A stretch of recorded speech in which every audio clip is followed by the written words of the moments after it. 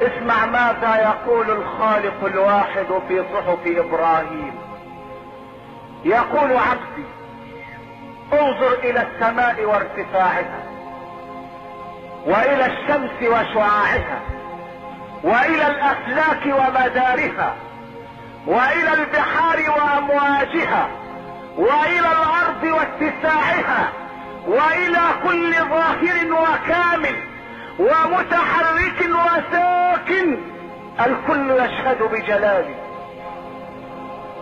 الكل يشهد بجلالي ويقر بكمالي ويعلن بذكري ولا يغفل عن شكري.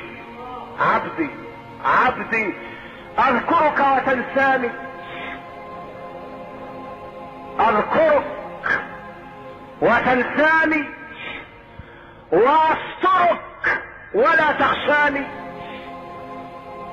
لو امرت الارض لابتلعتك في بطنها، لو امرت البحار لاغرقتك في معينها، ولكن اؤخرك الى وقت اقدته والى اجل اجلته، ولا بد لك ولكل نفس من المرور علي والوقوف بين يدي.